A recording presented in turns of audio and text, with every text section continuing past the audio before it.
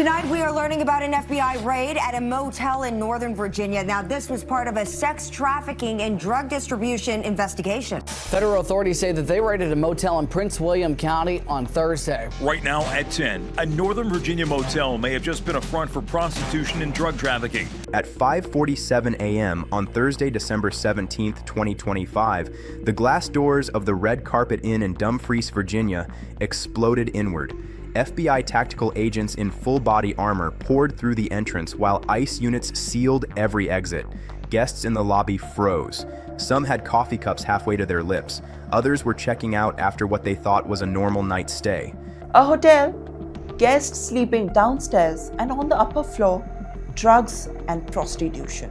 But on the third floor, where the real business happened, panic erupted. But what we do know tonight from police is that they executed several search warrants here at this motel today and made arrests in part of what they say is a multi-year-long investigation into not just sex trafficking, but as you said, drug distribution as well. For 7 months, federal investigators had been watching this motel.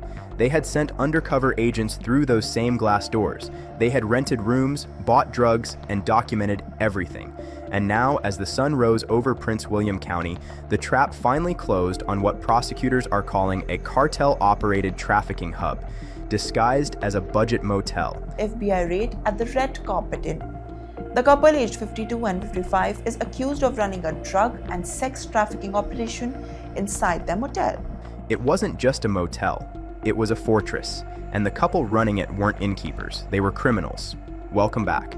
What you are witnessing is the systematic destruction of an empire that generated millions while hiding behind a 2-star Yelp rating and complimentary breakfast. This surveillance video showing the moment early Thursday morning when law enforcement moved on in. The Red Carpet Inn had been operating for years. Families drove past it on their way to work. Travelers booked rooms online, expecting clean sheets and a place to sleep. The building had a corporate logo. It had a business license. It had everything that screamed legitimate American enterprise. Now, court documents allege that the motel's operators, a married couple named Kosha and Taryn Sharma, allowed fentanyl dealers and pimps to operate openly in exchange for a cut of the profits. But to the residents of Dumfries, it was a nightmare they couldn't wake up from. Peggy Curry worked at the Montclair family restaurant next door for 33 years. She served breakfast to regulars, smiled at tourists, and tried to ignore what was happening 50 feet from her dining room windows. She watched customers stream in and out of the motel at all hours. She saw the deals in the parking lot. She heard the screams from the third-floor rooms. Peggy Curry has worked at the Montclair family restaurant for 33 years. She welcomes everyone, except some of those from the motel located next door. It made people scared to come to the restaurant. And she watched as her own customers stopped coming.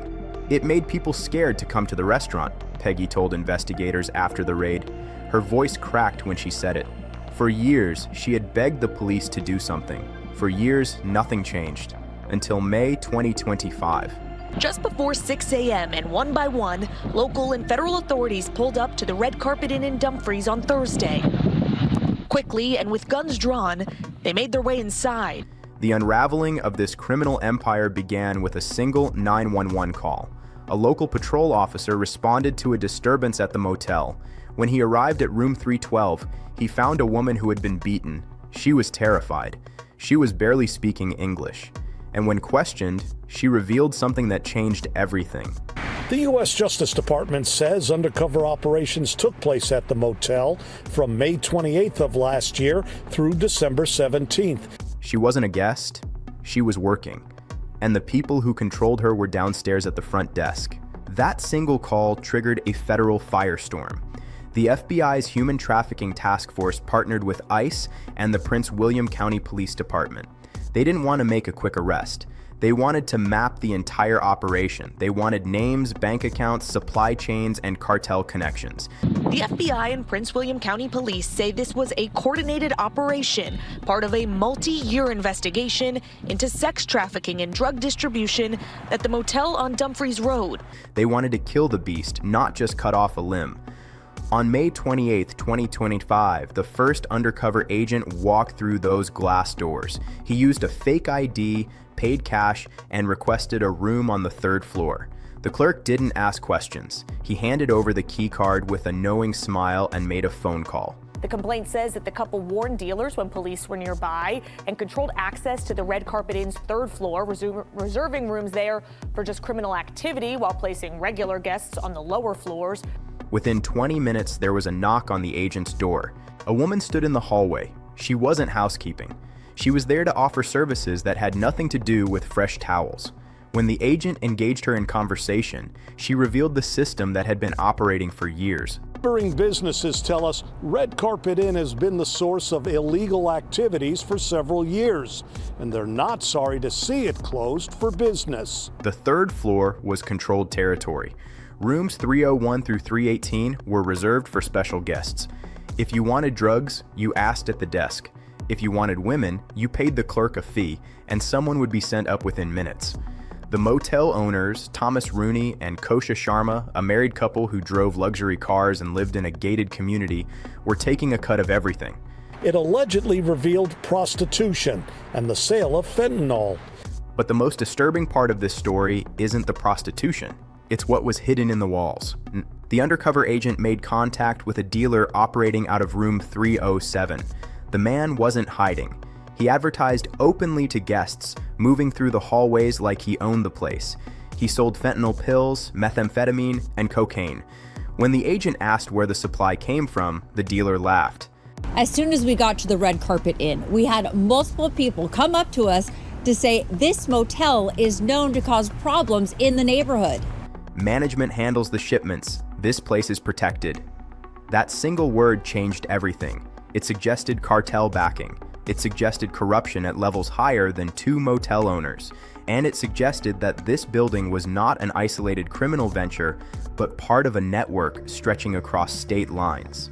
Authorities say the motel's operators, Tarun and Kosha Sharma, who were married, are among the 5 people arrested. Federal agents deployed long-range surveillance on the building. They tracked vehicles, they monitored phone calls, they watched, and a pattern emerged that made their blood run cold.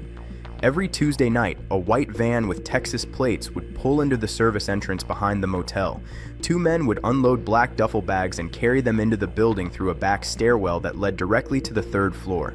The bags were heavy, the men moved quickly, and they were gone within 10 minutes. The FBI obtained a warrant for financial records. What they found was staggering. The motel was owned by the company Kosha LLC, and investigators say that the couple knowingly allowed the illegal activities and made money from it. The Red Carpet Inn, a 40-room budget motel in a suburban Virginia town, was depositing over $80,000 per week into its business account. Legitimate room rental revenue was estimated at $12,000 per week.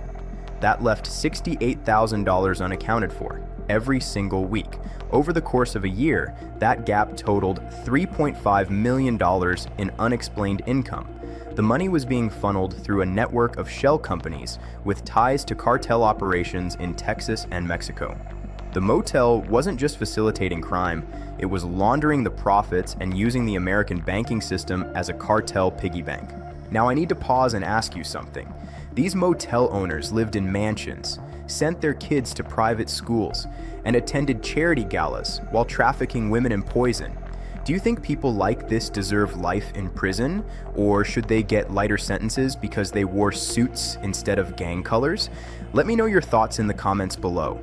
To prove the scope of the operation, the FBI needed to get inside. They needed evidence that would stand up in federal court. They needed to see the 3rd floor with their own eyes. Since May 2023, undercover officers carried out 9 prostitution encounters at the motel, and they also made 15 controlled drug purchases right there on the property. In August 2025, an undercover female agent checked in and requested a long-term stay. She posed as a woman fleeing an abusive relationship, desperate and vulnerable. The motel staff, sensing an opportunity, offered her a deal she'll never forget. She could stay on the 3rd floor at a discounted rate if she was willing to work. The agent agreed. For 3 weeks, she lived inside the beast, documenting everything. She discovered that the 3rd floor had been structurally modified. Rooms had been connected through interior doors, creating a hidden network of spaces inaccessible from the main hallway. One room, 314, had been converted into something that still haunts the agents who found it, The undercover agent gained access using a stolen key card. When she opened the door, she didn't find a bed or a bathroom. She found a vault. Stacks of vacuum-sealed fentanyl pills lined the walls. Bundles of cash wrapped in plastic were stacked floor to ceiling, and on a desk in the corner sat a ledger, handwritten in careful block letters, tracking transactions by date, room number, and profit margin. This wasn't amateur hour. This was corporate-level drug distribution disguised as hospitality. Out of those 15 drugs, 11 involved fentanyl, one of the deadliest drugs in the America. But the agent also discovered something that broke her cover of emotional detachment. She found the women. Some were there willingly, working as independent contractors and paying the motel a percentage. But others were trapped. They had no identification. They owed debts to handlers who threatened their families back home. They were told that if they tried to leave, people they loved would be hurt. Some had been at the motel for months. They slept in shifts, serviced clients around the clock, and never saw daylight. When the FBI finally raided the building, these women were found locked in rooms with no outside windows. They were not criminals. They were hostages. On December 17, 2025, federal prosecutors secured sealed indictments for 5 individuals under federal racketeering and drug trafficking statutes. The targets included Thomas Rooney and Kosha Sharma, the married couple who owned the motel, and 3 cartel associates who managed the third-floor operations. In this surveillance video shared to 7 News from a nearby restaurant, you can hear law enforcement. The case was built, the warrants were signed, and at exactly 5:47 a.m., the hammer dropped. FBI SWAT teams breached the main entrance while ICE agents secured the perimeter. Prince William County Police blocked the surrounding streets. Guests on the first and second floors were evacuated quickly, confused and terrified. Some were in their pajamas, some were crying. But on the third floor, chaos erupted. Agents found dealers attempting to flush drugs down toilets. They found ledgers being burned in sinks. They found women screaming in locked rooms. And in room 314, they found the vault that confirmed every suspicion. Inside were 47 kilograms of fentanyl, enough poison to kill tens of millions of Americans. There was also $890,000 in cash, stacked in bundles and wrapped tight. The couple is said to have taken a cut of the profits from those illegal activities that reportedly took place on the third floor. Thomas Rooney and Kosha Sharma were arrested in their private office behind the front desk. When agents burst through the door, Sharma was counting money. Rooney was on the phone, speaking in code to someone in Texas. They were handcuffed without resistance. They didn't say a word. They knew exactly what was happening. The empire they had built was collapsing in real time. The 5 defendants now face federal charges including conspiracy to distribute fentanyl, sex trafficking, money laundering, and operating a continuing criminal enterprise. If convicted on the drug charges alone, each faces a mandatory minimum of 10 years in federal prison. Each defendant will spend at least 10 years in prison if convicted of the drug charges. There's no word what punishment they face if found guilty of prostitution. But the sex trafficking charges carry penalties that could result in life sentences. The judge made it clear during the arraignment that this case would set a precedent for motel owners who turn their properties into cartel fronts. The Red Carpet Inn has been seized under federal asset forfeiture laws. A sign on the main entrance now reads, "Closed until further notice, federal property." The building, once a source of fear for the community, now sits empty, its windows dark, its parking lot abandoned. For Peggy Curry and the other business owners in Dumfries, the raid brought relief that felt like oxygen after years of suffocation. The customers are coming back. The parking lot feels safe again. Children can walk past the building without their parents pulling them close. These investigations are complicated because these criminal organizations are moving in and out of our communities.